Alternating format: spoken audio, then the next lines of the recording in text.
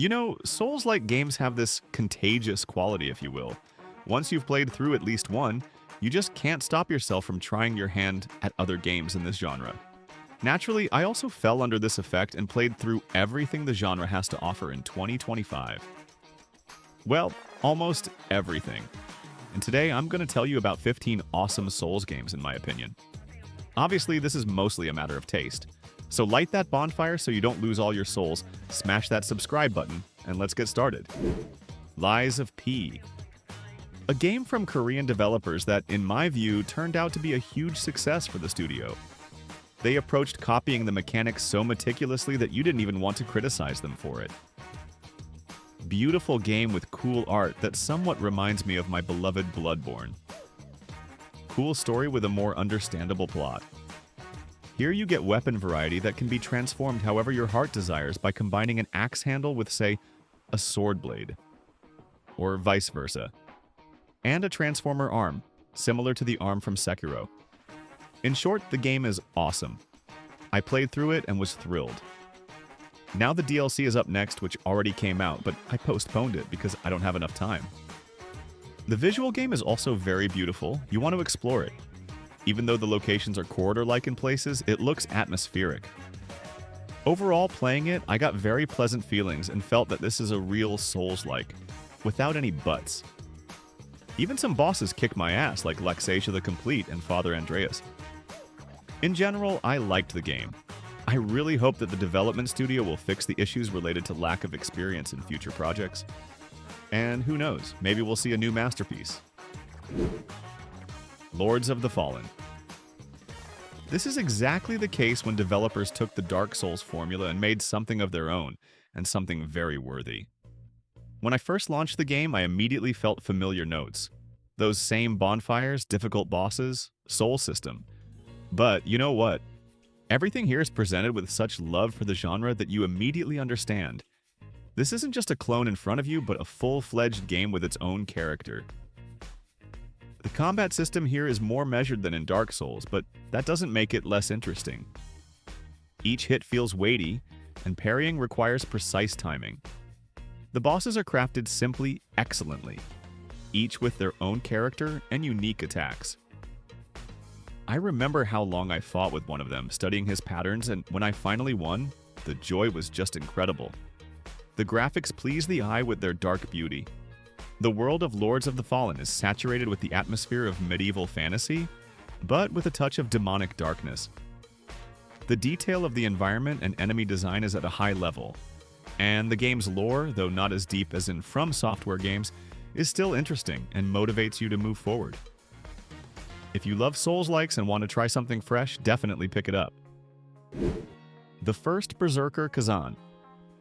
Here we play as the great General Kazan, who was betrayed and made a pact with a mysterious entity from the other world called a ghost, who has his own motives in this world. And we need to deal with the betrayal and restore the hero's good name while solving the ghost's problems.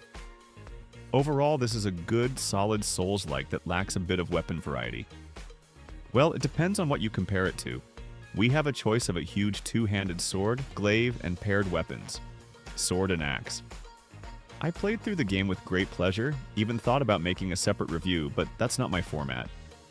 Although, who knows?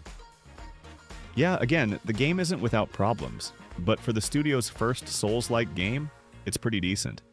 The bosses at times really surprised me with their visuals, and I was impressed. What I didn't like was the monotonous locations. They're all gloomy and boring. Nothing interesting stands out. But still, the game managed to occupy a special place in my heart, and in this compilation. Nioh 2. The sequel took the best from the first part, and added so much new content that I spent over 100 hours playing it, and don't regret a single second. This isn't just a Souls-like, it's a full-fledged Japanese RPG with an incredibly deep combat system. Here, each weapon plays completely differently. Katana, spear, tonfa, kusarigama all require their own approach and mastery. The stance system adds even more depth, and you can study attack combinations for months. The bosses in Nioh 2 are a separate conversation. They're not just difficult, they require you to understand all the game's mechanics. Each duel is a dance of death where you need to know when to attack, block, or use yokai abilities. Visually, the game looks stunning. Japan of the Sengoku period is conveyed with incredible detail, and mythological creatures look simultaneously beautiful and terrifying. The story also hooked me. Alternate history with demons and samurai. What more do you need? The looter system adds replayability. You constantly want to find something better. Friends, if you're ready for a serious challenge, Nioh 2 awaits you. Demon's Souls Remake. When I played the original back in the day, I genuinely suffered. But replaying the remake turned out to be much easier. Although that's probably thanks to all the Souls-like experience I've gained over the years. Visually, the game is absolutely stunning. In my opinion, everything feels perfectly balanced. As for the difficulty, it wasn't nearly as punishing as I expected. With only one bonfire per area, I was sure I'd be in for a world of pain. But no, sure, there were a few rage moments. I definitely lost my cool a couple of times. But maybe only 3 real tough spots in the entire game. Still, that doesn't take anything away from the experience. The remake hit me right in the heart. Incredible bosses. Gorgeous, atmospheric locations.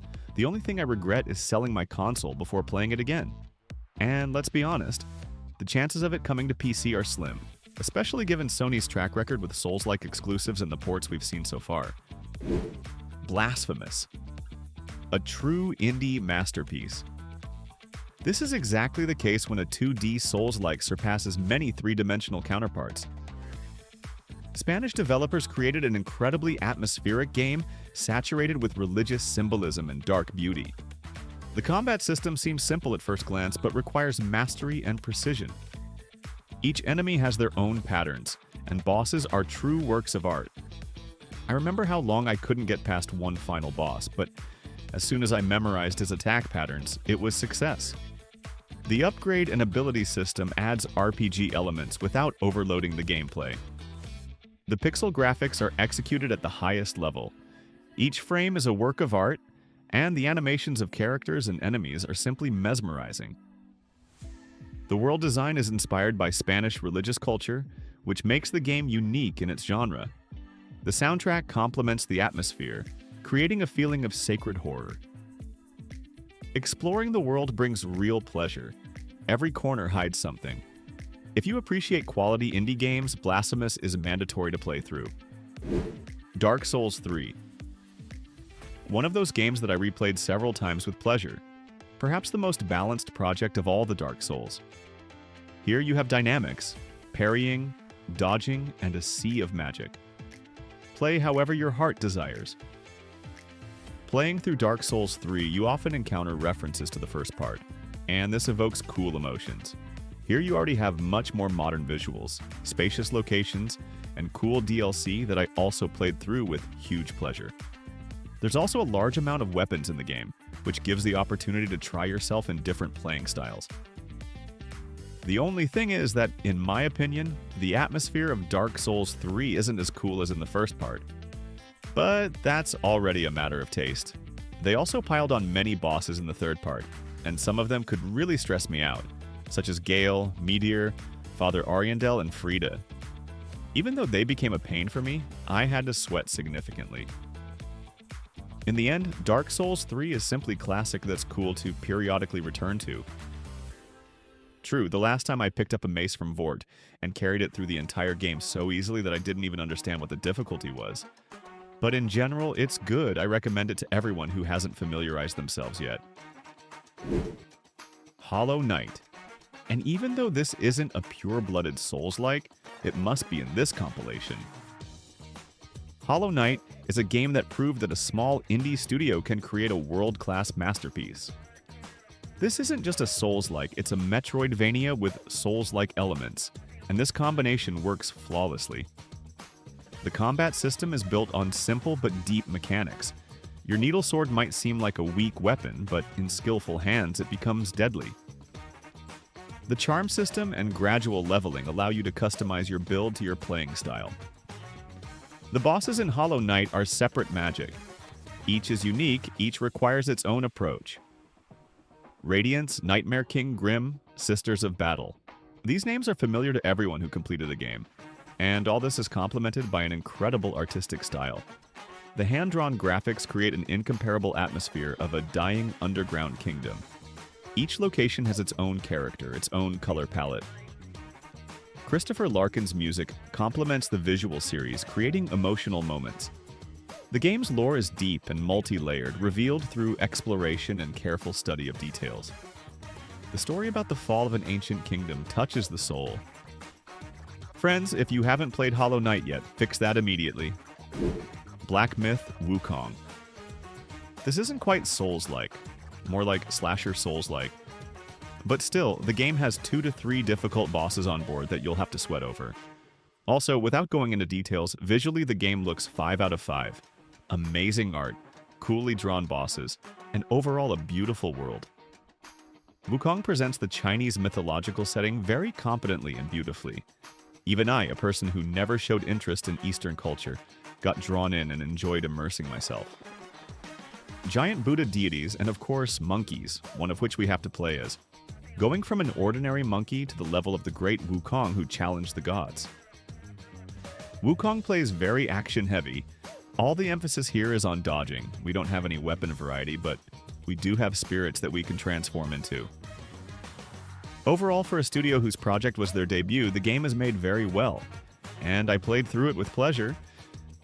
Yes, the game isn't without problems, and it has controversial moments, but it's worth playing through at least once because you won't see Chinese mythology presented this well anywhere else.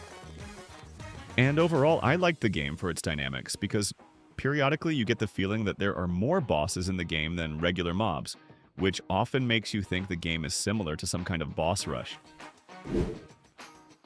Mortal Shell. This is a game that showed you can take the Souls formula and make something fundamentally new. The shell mechanic is a genius find by the developers. Imagine, you can inhabit the bodies of different warriors, each of whom has their own characteristics and abilities. The combat system here is more brutal and slower than in classic Souls-likes. Each hit must be calculated, and the hardening system adds strategic depth. Instead of familiar blocks, here you need to learn to properly use hardening, a unique defense mechanic. The bosses, though few, are each memorable for a long time. The graphics in Mortal Shell are simply mesmerizing. The gloomy atmosphere of swampy lands, detailed textures, and excellent lighting create an incomparable atmosphere. The sound design is also top-notch. Every combat sound, every character's breath adds immersion. The lore is presented through world exploration, making each discovery especially valuable. A short but very memorable game. Bloodborne. I don't even know how to convey the spectrum of emotions I experienced playing through Bloodborne. For me, it became the first game in the Souls-like genre, and at that time, I just suffered. I suffered, but I wanted to learn everything about this dark, cruel, and incomparable world. Probably of all Souls-likes, it became the most difficult and most beloved for me. Precisely because it was the first, but how I love such dark worlds. Playing at night alone at home, I even caught myself thinking that I was scared to go further. And this, by the way, isn't horror. The high dynamics of combat also benefited it. Here we don't have shields or blocks.